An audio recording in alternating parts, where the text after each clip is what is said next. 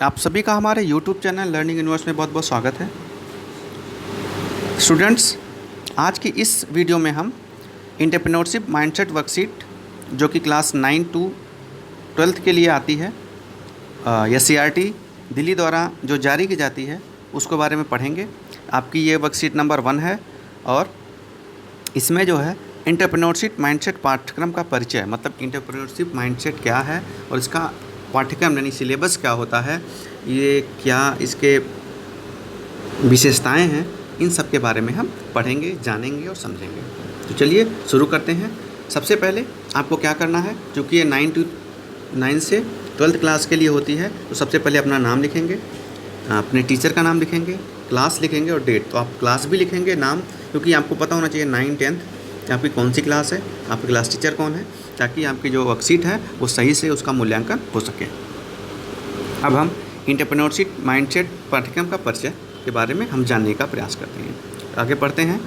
क्या आपने सोचा है कि आज से 5-10 साल बाद जब आप काम शुरू करेंगे तब किस तरह की नौकरियां या उद्यम महत्वपूर्ण होंगे? अपनी कल्पना अनुसार उनके चित्र बनाएं, उनके बारे में लिखें। तो बच्चों, यहाँ पे आपको क्या करना है, मान लीजिए अभी आप 6th क्लास में हैं या 9th क्लास में हैं और 10 साल बाद ग्रेजुएशन के बाद जो भी आप जब नौकरी करने जाएंगे या कोई उद्यम करने जाएंगे, तो आपको क्या लगता है 10 साल में कौन से उद्यम महत्वपूर्ण होंगे?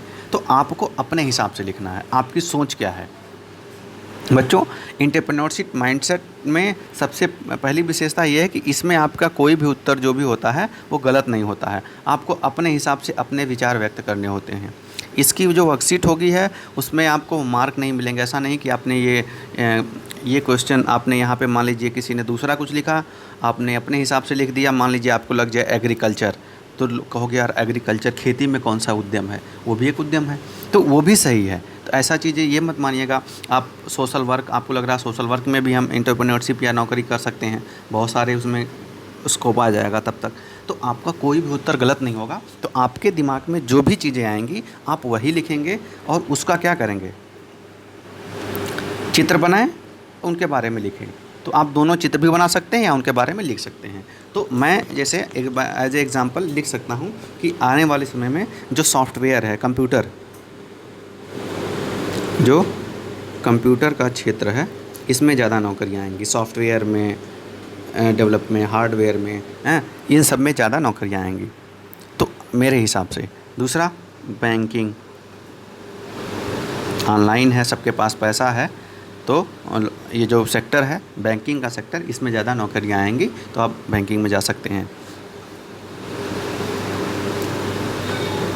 एग्री फार्मिंग या फार्मिंग कर सकते हैं, यानी खेती, इन सब में भी बहुत ज़्यादा स्कोप है। खेती, आपको पता है भारत की लगभग 60% जो आबादी है वो खेती पर आश्रित है, तो इसमें बहुत सारे बिजनेस हैं। एग्रो फॉरेस्ट्री है, फूड प्रोसेसिंग है, बहुत सारे बिजनेस उद्यम आप कर सकते हैं। आप खुद खेती कर सकते हैं, ऐसी खेती जिनमें लोग करोड़ों लाखों कमाते हैं। तो ऐसा नहीं केवल किसान गरीब ही होते हैं, बहुत सारे अच्छे लोग हैं जो पढ़े लिखे लोग हैं, जिनके पास समझ है। तो वही चीज़ें हैं कि जब आप एंटरप्रेन्योरशिप माइंडसेट पढ़ेंगे, इसके बारे में जानेंगे और आप के अंदर कुछ स्किल्स का विकास हो जाएगा, तो आप बहुत सारे उद्यमों को, नौकरियों को करने में अपने आप को सक्षम पाएंगे। ऐसे ही आप और भी कोई चीज़ जो आपको यहाँ जो समझ में आती है आप उसे लिखेंगे कि 10 साल में आप किस क्षेत्र में जा सकते हैं। अब आगे है, क्या आप खुद को इनमें से कुछ करता हुआ देख रहे हैं? अभी से यह सोचना क्यों ज़रूरी है? और आप सोचें, वो जो 4 या 5 जो आपने सेलेक्ट किए हैं क्षेत्र, उनमें से क्या आपको लगता है कि आप वहाँ पे काम करता हुआ अपने आप को देख पा रहे हैं, यानी सोच पा रहे हैं कि आप वहाँ पे काम करेंगे? अगर हाँ तो, ना तो भी, तो आपके लिए ये सोचना ज़रूरी है। अगर मान लीजिए हाँ, मान लीजिए आप बैंकिंग में जा रहे हैं, तो बैंकिंग में कोई भी नौकरी कर रहे हैं तो उसके लिए कुछ स्किल्स की ज़रूरत होगी। या तो वो स्किल्स आपके पास अभी हो, अगर आप सोच रहे हैं आप नहीं कर पाएंगे, तो वहाँ बैंकिंग की जॉब करने के लिए आपके अंदर क्या क्या स्किल्स, यानी क्या क्या ऐसी कौशल, ऐसी क्या क्या क्षमताएं आपके अंदर होनी चाहिए, ताकि आप जाके वो नौकरी कर सको। नीचे पढ़ते हैं। आने वाले समय में आपके सामने पारंपरिक कामों के साथ साथ बहुत सारे नए अवसर भी होंगे, जैसे कि किसी सामाजिक समस्या के समाधान के लिए अपना उद्यम शुरू करने, उभरते हुए कार्य क्षेत्र जैसे कि पर्यावरण, आर्टिफिशियल इंटेलिजेंसी आदि में काम करना। इन कामों के लिए खुद को तैयार करने के लिए आपको नए व्यवहार और क्षमताओं को भी सीखना होगा। तो वही हम कह रहे हैं कि जब भी आप नई चीज़ सीखेंगे या नया उद्यम करने जाएंगे या कोई नई नौकरी के लिए जाएंगे तो आपके अंदर कुछ ना कुछ व्यवहार या क्षमता आपको सीखना पड़ेगा। आप कंप्यूटर के क्षेत्र में जाएंगे तो आपको कंप्यूटर के कोर्स करने होंगे, सॉफ्टवेयर डेवलपमेंट का कोर्स होना चाहिए, आपके अंदर कोडिंग डिकोडिंग आनी चाहिए, समझ गए ना, जावा जो आती है, स्क्रिप्ट, तो बहुत सारे ऐसे कोर्स होते हैं, उनके अपने अपने विशेषताएं होती हैं, तो वो स्किल आपके अंदर आनी चाहिए। तो अब देखिए कोई भी, तो आपके अंदर क्या क्या क्षमताएं होनी चाहिए। पहला, dreaming big, trying new things. तो सबसे पहले आपको बड़ा सोचना है और क्या देखना है, ट्राइंग न्यू, नए नए कार्य करने हैं, नए नए कार्यों करने का प्रयास करना है। सपोज करो आप 6th में हो, आपको लगता है आप कंप्यूटर साइंटिस्ट नहीं बन सकते हो, ऐसा नहीं है। उसके लिए आपको पहले सोचना पड़ेगा। जब आप सोच लेंगे तो आप कुछ ना कुछ ट्राई करेंगे, सीखेंगे और वो बन सकते हैं। दूसरा, क्रिटिकल थिंकिंग, सवाल पूछना है, तथ्यों को समझना है। आपको ऐसा नहीं है कि केवल सपने देखने से ही सारे काम हो जाएंगे।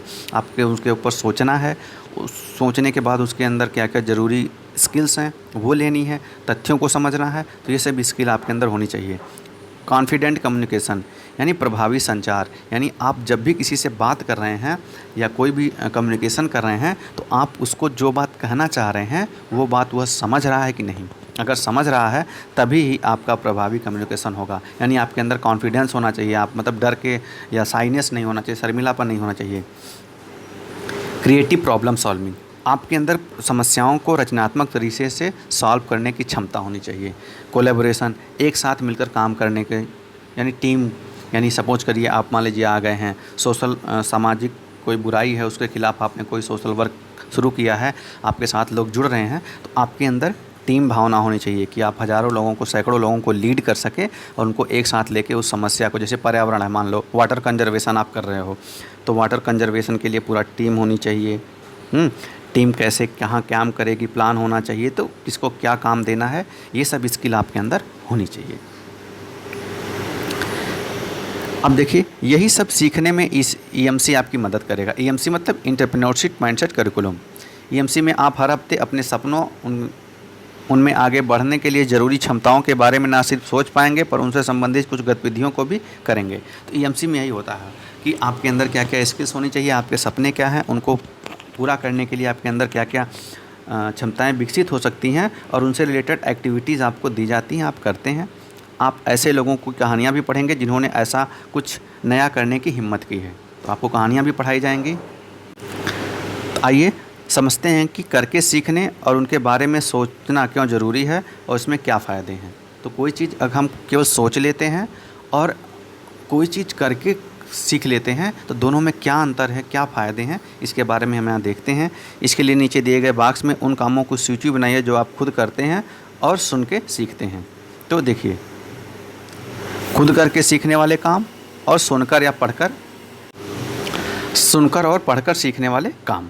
तो जैसे खुद करके आप कौन कौन से काम करते हैं, जैसे मान लीजिए कि आप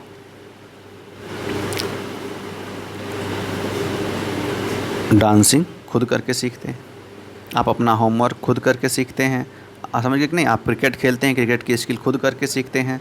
तो ये चीज़ें आपको यहाँ लिखनी है। तो आप ऐसे कौन कौन से काम हैं जो खुद करके सीखते हैं, उनको आपको यहाँ लिखना है। सुनकर पढ़कर क्या क्या सीखते हैं, जैसे मान लीजिए किसी ने आपको कुछ बोला या कहीं पढ़ा कि मान लीजिए खेती करना है तो खेती कैसे की जाती है, तो मान लीजिए किसी ने सुना कि मान लीजिए आलू की खेती कैसे करनी है, एक एग्जांपल दे रहा हूँ, तो आपने कोई एक किसान है उससे सुन लिया, आपने आलू की खेती अभी नहीं की है या कहीं किताब में पढ़ लिया और फिर आपने जाके आलू की खेती शुरू कर दी। तो ये आपने कैसे किया, आपने सुनकर या पढ़कर। तो आपको वो काम लिखने हैं। आप बहुत सारे आप काम करते हैं कि जो काम आप खुद करके करने वाले हैं और कुछ सुनकर या पढ़कर सीखने वाले काम हैं, तो उनकी आपको 1 2 3 4 5 ऐसे लिस्ट बना डालनी है और उनको यहाँ पे लिख देना है। तो आपके अलग अलग काम होंगे, तो आप जो भी ऐसे काम करते हैं वही लिखना है, किसी दूसरे बच्चे का कॉपी नहीं करना है। जैसे आप यहाँ मान लीजिए कि आप अपना हॉकी खेलते हैं,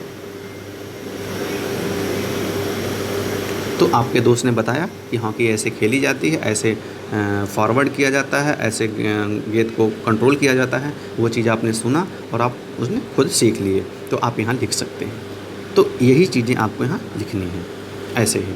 अब इन दोनों तरह से सीखते हुए आपको कैसा लगता है, उन अनुभवों के चिन्ह पर गोले लगाएं। तो आपको देखिए यहाँ पे कुछ इमोजीज दी गई हैं, आपको ऐसे ये काम करते हुए कैसा लगा। मान लीजिए आप एक्साइटेड थे तो आप इनको दोनों जगह एक्साइटेड पे गोला लगाना। आप इसमें मान लीजिए सैड थे और इसमें एक्साइटेड थे तो आप इसमें एक्साइटेड लगाएंगे। तो आपको जो भी है दोनों करते हुए आप हैप्पी थे तो आप हैप्पी पे गोला लगा देंगे। तो इस तरह से आपको करना है। तो प्यारे बच्चों, आपकी ये एंटरप्रेन्योरशिप माइंडसेट की वर्कशीट यहीं समाप्त होती है। एंटरप्रेन्योरशिप माइंडसेट का मतलब यही है कि आपको खुद करके सीखना है और आपको अपने अंदर कई सारी क्षमताओं का विकास करना है, ताकि आपका जो माइंडसेट है यानी सोचने की जो क्षमता है वो विकसित हो सके, आपके अंदर बहुत सारी जो क्षमताएँ हैं, स्किल्स हैं वो आ सकें और आप अपने जीवन में स्वावलंबी हो सकें और बहुत अच्छा करके आगे बढ़ सकें, कुछ नाम कमा सकें। तो वीडियो देखने के लिए आप सभी बच्चों का धन्यवाद। अगर हमारा वीडियो आपको पसंद आया है तो इसे लाइक करें और शेयर करें।